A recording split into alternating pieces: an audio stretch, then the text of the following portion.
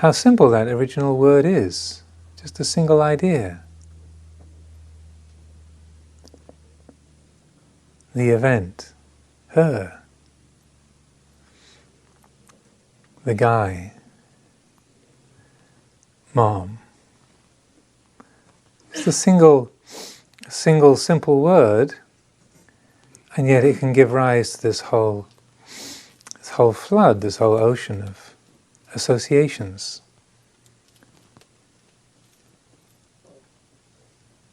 Qualities of pressure and tension, stress. And when we come back, when we follow it back to that single, simple word, that simple idea, how does it feel?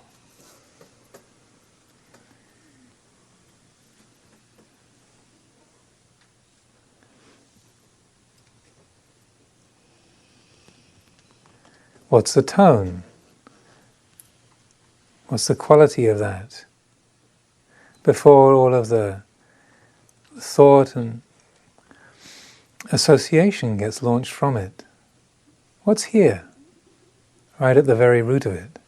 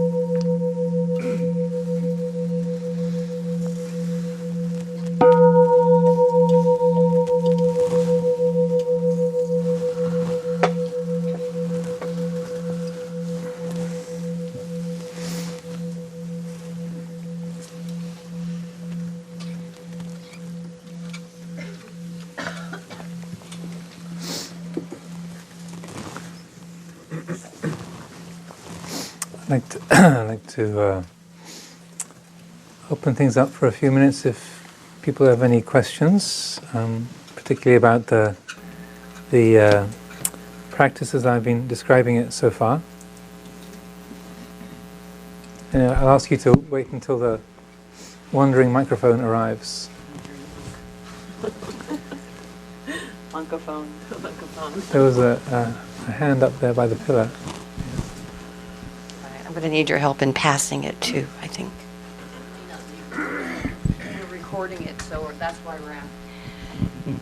Yes, Monty, I wanted to ask you, how would you have suggested that Ajahn Sumedho handle that dilemma?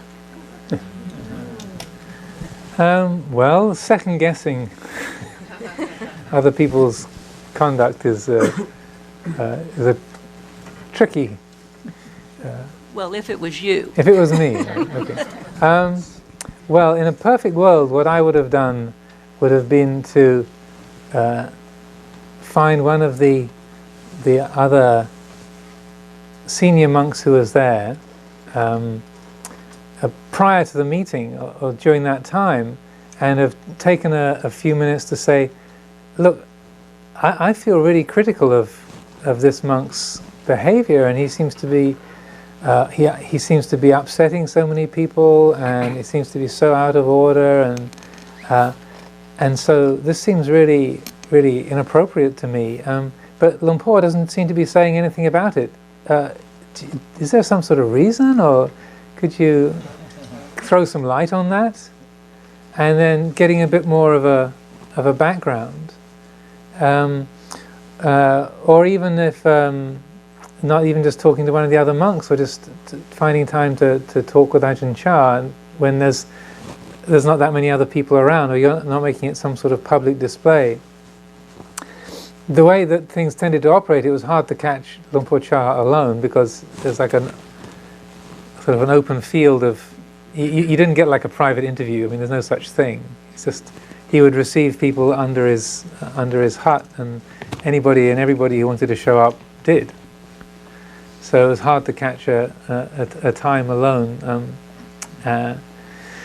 But occasionally, if you were patient, you could. And so just if there was a time where it was not like in front of everybody else, or it was at least reasonably quiet, just to say, Luang Por, I find I'm getting a lot of my defilements are coming up around this monk, and I'm noticing all this kind of aversion and indignation, and I really feel I'm right in criticizing him, but I notice that you're not saying anything, so could you let me know why that is, or what's your perspective?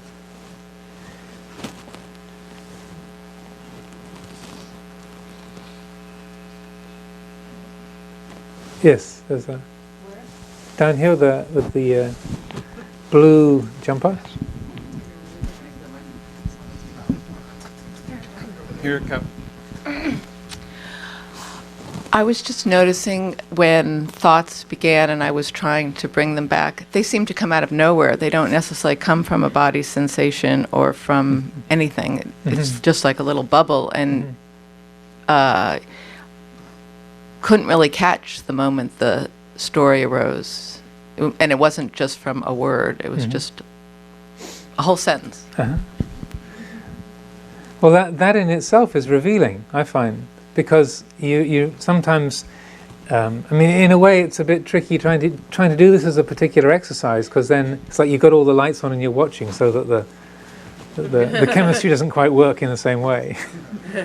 But what you can find is that sometimes the mind will be lost in some whole big story, and it just began with some sort of random bubble, not associated with anything of any significance, but you still find yourself really excited about this, or irritated about that, or frightened by the other, and then and that seems very real, and we're caught in the story, but it just began from some just random firing of the memory process, and so it's based on nothing very much. Right, so it doesn't have to be based on a sense contact. Not particularly. Well, thought is a sense contact. That's the sixth sense, is the mind, and then dhammas, or mental phenomena, is what is the object. So that is an arising of a sense object. But it's to me, I found that always very revealing, where it's apropos of absolutely nothing. It was just, it came out of nowhere, just the random firing of a human body and mind, and yet it turns into this whole big, I got it, or I can't stand it, or I've had enough of this. And there wasn't even a story there. It was just almost completely random event. There was no real seed, but yet it still caught some fuel and took off and came alive on its own. And that the more that we recognize that process of conceptual proliferation and realize that how insubstantial it is all the way from the beginning, and then what things are usually based on, what it does is it creates a much more of a clear context. Like, oh, this is based on nothing very much. This doesn't really have a root or a source. It's just it's completely my fabrication. Is that helpful? Yeah, another one down here. So I wanted to ask, if this person is harming, is hurting some others. I'm going back to the story about the monk. Mm-hmm. So and I know I'm right to protect. Let's say it's your sibling who's hurting their children or something like that. And so and how, and like what is the red line? Where do you let them do what they do? Well, that's really the big issue, because it's not saying that every action is inappropriate. What what we're talking about is that the way that we pick up a situation, and then, in a sense, what it's to do with, it's learning how to respond rather than react.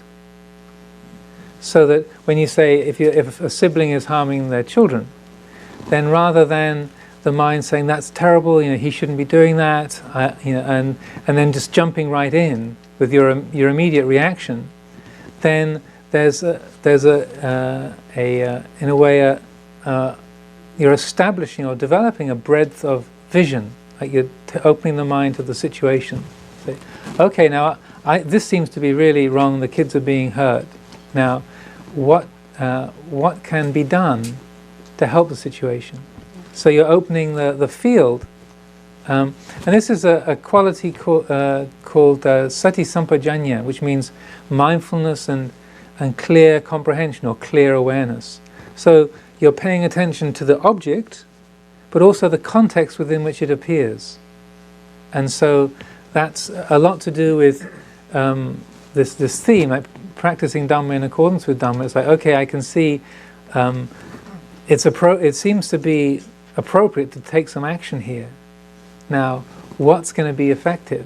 And so you then bring in your qualities of perception. You're seeing how the thing is. You're using your experience of what's happened in the past, other people's characters, their own personality traits, and so on. And so that it's not encouraging just passivity, like, oh, it's just phenomena arising, passing away,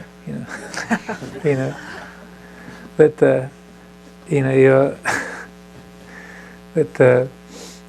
you can't say, oh yeah, all sankharas arise and pass. That's just the way things are, and it's not encouraging a passivity, which is just being stupid. I mean, it's like that's wrongly grasping the Dharma.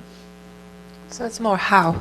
It's how. It's all to do with how, and that comes out of a real attunement, a mindfulness of the situation. And so that sort of was part of my intention for the day, is also to be looking at that.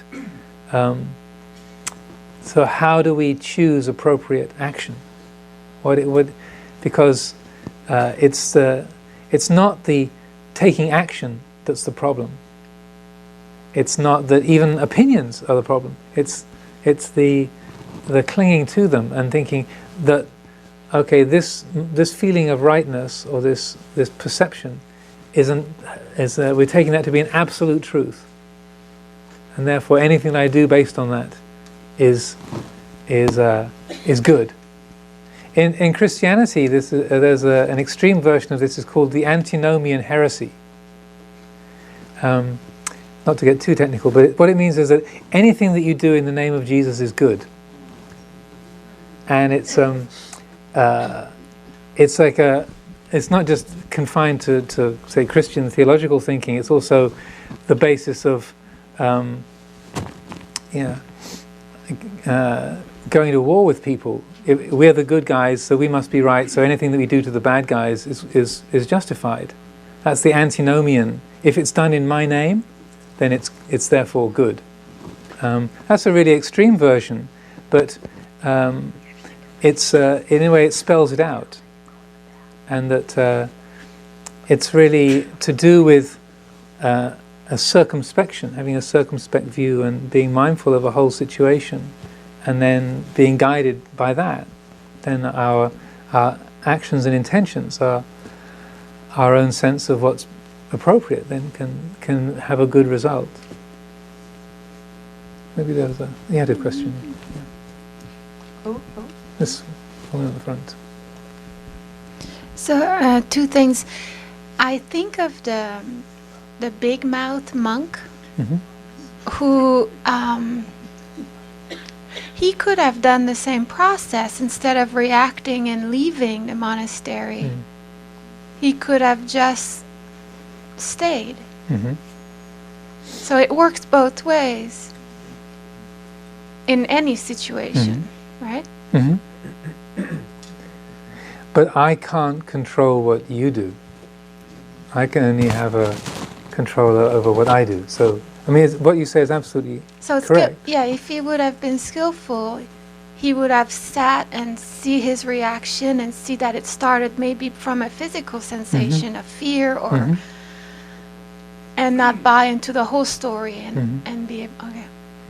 And but also just to put I mean that's very true, and I think that's an important point.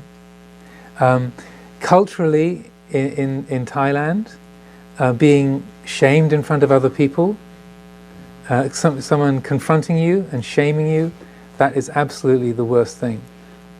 That's there's a kind of not just in Thailand. Well, it's particularly. I mean, I would have done the same thing. Right, it's particularly strong there. Yeah. So to put somebody on the spot in public is really like, in a sense, there's almost nowhere to go with that. It's like. Well, I was just thinking that, if I can apply this skill of meditation that you taught us to track back in any situation, it's very useful. But I put myself into the big mouth monk, and you need a really strong practice to stay after such a hit. Yes. And so good luck. Yeah, exactly. And the second point, I've been exploring the question, is there a skillful use of anger? Like, I've heard that there's a skillful use of fear. Fear can be skillful. Yeah, it stops us getting run over by the traffic. But I was wondering if it's the same with anger, and I remember reading about Dipa Ma, who says, no, absolutely not. There is no room for anger. So, in our way to react, or act, I should say, after hopefully being aware, it should neutralize the anger at that point. So that means there would not be room for anger in our action. Yeah, I would say exactly. There's a well-known little exchange that in one or two of Ram Dass's books, where he comes to his teacher Neem Karoli Baba with the same question. He says, is there any place for anger in spiritual life? And so his guru said, absolutely not. Anger is completely incompatible with any kind of genuine spirituality. However, and just as Deepama had a similar response, he said, however, sometimes certain teachings are best delivered at high volume and with a great precision and a definite emphatic impact on the listener. And Sharon Salzberg was asking Deepama about what do you do as a Western woman traveling in India getting harassed by various people. She's just had some really unpleasant incident where some guy had been propositioning her or fondling her in the street. And so Deepama said, well, you establish loving kindness firmly in your heart, and then you take your umbrella and you strike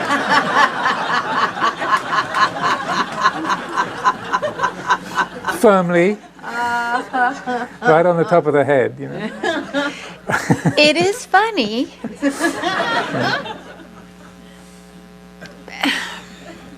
I understand, but it is so highly skillful. Oh yeah. So what I say is there's no room for anger, but to be fierce is something different. And if you're around pretty much most of the very experienced and highly accomplished Buddhist teachers, that almost invariably, even people like Deepama will manifest fierceness from time to time. I heard and you definitely know, like, you're in the face of a flamethrower, but there's no anger there. That's it. Like, Yeah. There was a time where an incident with Ajahn Chah, where he was very well known for having, when he was a younger monk, he had a very hot temper and could be very fierce, very very angry, and so he had that capacity to draw on that sort of intense expression. One time there was a monk who had broken some serious rules in the monastery, and he was so he was going through this period of sort of formal penance and that kind of thing. So another monk was giving Ajahn Chah a foot massage at this time. So he's sitting there massaging his feet and his legs, and this other monk who'd misbehaved came along, and Ajahn Chah spoke to him in this really abrupt way and was really kind of terse and harsh with him, like, do this, go over there, don't do that, that's all wrong, get out of here. And so this exchange went on for like 5 minutes or so, and the other monk sort of went scurrying off. And then when he'd gone, then Ajahn Chah carried on with the conversation with the monk who was giving the foot massage. And the one who was doing his feet said not for a second during that whole time was there any extra tension in his body. His body was totally relaxed and at ease the whole time while he was ripping this guy's head off. It was appropriate for him to be fierce with that other monk. That was the suitable thing. But he had no hurtful intent, and that there was no tension or no attitude of harming within him. And that was really evidenced in his body. There was like he was completely at ease. There was no sort of no tightening. So that would be the criteria, because when you're talking, I go, wow, fierce and anger are very close, but yet their outcome is very different. Mm-hmm. So I need to know the difference. That's where I went. And I say, what makes the two different? And sounds like it's the tension. If I would feel tension in my body, unskillful. Well, that's more of an outcome or a symptom. It's more to do with the attitude. Fierceness is applied with no intention of harming. There's no attitude of... When you're angry, you want to harm. And that there's a divisiveness there. when there's fierceness, it's coming from when that's based on a wholesome attitude. I mean, it is incredibly difficult to be clear about it, because righteous indignation is Exactly. Yeah. it's not just an idea, but it's a genuine, this is because I love you. It's like you wrench the kid's t-shirt as they're running out into the street after the ball. You wrench the t-shirt because they're about to run in front of a truck. It's because you love the kid that you're acting in that violent way. Right? There's no doubt in your mind. There's no hate. There's no harming intent there. So it's to do with clarifying the attitude and establishing that attitude. And that's why this process is, or this kind of exploration is so helpful, because it helps us to see our attitude up really close, and that we're not just establishing a good reason and then letting them have it. Because that's where the whole antinomian heresy, or the I've got to do this, I've got to destroy you for your own good, I'm going to give you democracy whether I have to kill you to do it. Right. It's not just having a good rationale, but it's a something much, much deeper. It's a genuine attitude of caring. And out of that caring comes that fierce delivery, because that's what's appropriate at that time. That's what's going to be useful. Well, they seem like near enemies. Yeah. Okay, one more, and then we'll have a period of walking meditation. Yeah, Flavia.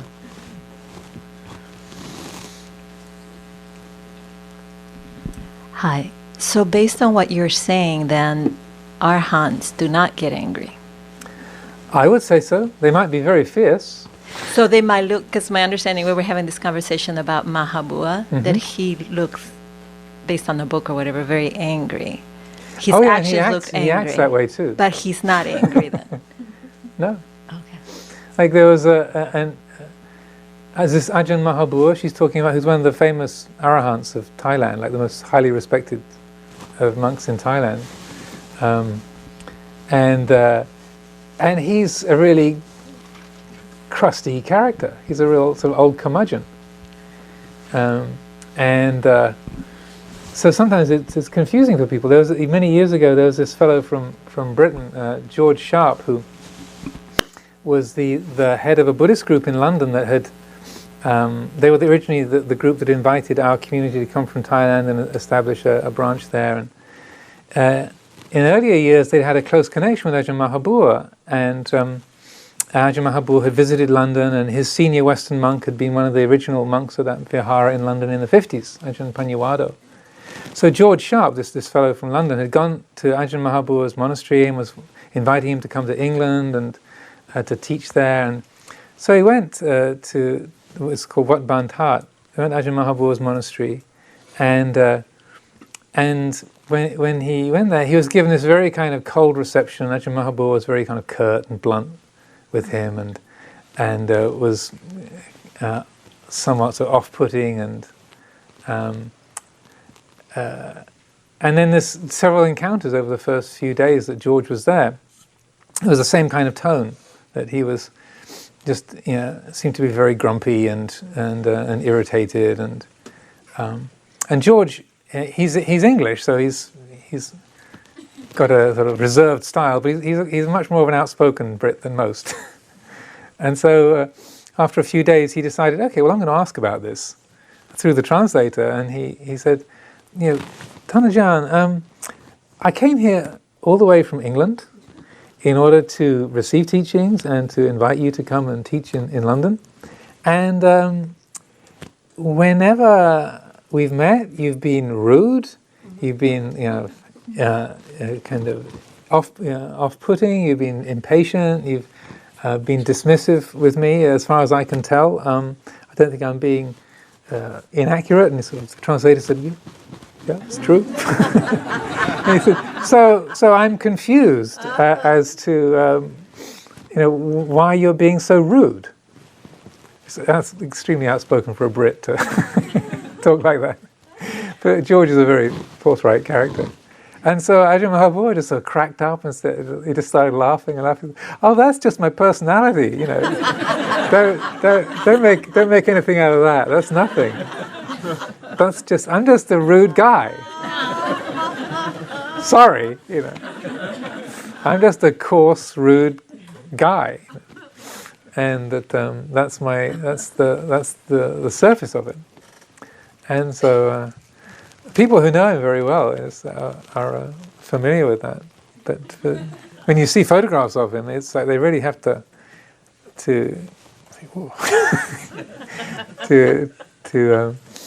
think, is this guy's into loving kindness?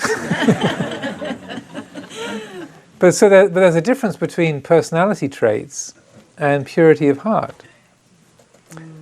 And so that there's someone can be totally enlightened and can have, like Ajahn Amaro can have a character type that's quite off-putting or aggressive, but there's no harming attitude, no cruelty or no unkindness in his heart. It's just the way things come out. He'd say, I was a boxer. You know, I'm an aggressive guy. It's like that's how it comes out. I don't mean I don't mean any harm, but just. And if you read his Dhamma talks, there's a lot of boxing analogies. You know, you get in the ring with the kilesa, the defilements, and you keep whacking them, and if they knock you down, you get up and you whack them again, until you get that killer punch in, and then the kilesas go down and they never get up. You know, I mean, you don't hear Jack Cornfield talking like that very often, or Deepamar. You know, they don't have that. But that's his conditioning or his personality type is that sort of punchy, coarse type of pattern. But that's just the skin, you know, the surface. Okay, well, let's have a period of walking meditation now for half an hour or so. There's a lot of us here gathered today. I'm not sure, is there a retreat going on up the hill? Okay, so we'll need to stay this side of the gate. But there's plenty of room outside and around. So we'll do walking meditation now for about half an hour. And one of the ways I thought of developing this method of tracing back trains of thought, and also because when you're doing walking meditation, it tends to be much easier for the mind to wander. If you're walking down the path, then you want to you find a stretch of ground about 20, 30 paces long. But as you're walking down the path, you're aiming to keep your feet, the feeling of your feet as you walk, as the focus of attention. But if you find that the mind has wandered and you get down to the end of the path and you're off in Himachal Pradesh, or you're back in the faculty meeting of last week, or you're rehearsing a conversation you've got to have with your stupid sibling, and then when you get to the end of the path and you find you're in the middle of this memory or this conversation, then when you turn around and go back down the other way, follow the train of thought back. This is an entirely unique form of meditation. Came to me last night.